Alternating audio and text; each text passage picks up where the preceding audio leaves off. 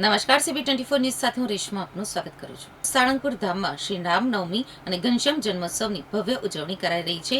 દાદાને આજે હજારી ગલના ફૂલોનો શણગાર અને ડ્રાયફ્રૂટનો અન્નકૂટ ધરાવાયો છે.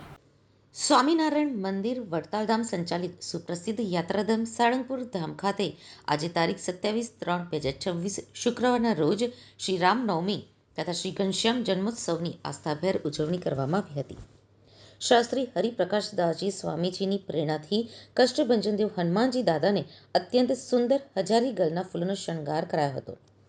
સવારે 5:45 કોઠારી વિવેકસાગરદાસજી સ્વામીજી દ્વારા દાદાની શણગાર આરતી ઉતારવામાં આવી હતી અને દાદાને દિવ્ય વાઘા ધરાવવામાં આવ્યા હતા. દાદાને કાજુ, દ્રાક્ષ, અંજીર અને બદામ જેવા સૂકા મેવાનો ભવ્ય અન્નકૂટ ધરાવવામાં આવ્યો હતો.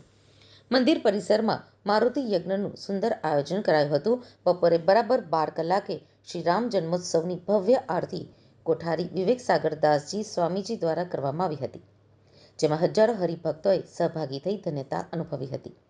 આજે રાત્રે 10:10 ઘનશ્યામ જન્મોત્સવની વિશેષ આરતી કરવામાં આવશે. આ પ્રસંગે મંદિરના આંગણે હરિભક્તો દ્વારા રાસ ગરબાની રમઝટ બોલાવી આનંદોત્સવ મનાવવામાં આવશે. દિવસભર ભક્તોએ દાદાના આ દિવ્ય સ્વરૂપના દર્શન કરી આશીર્વાદ મેળવ્યા હતા.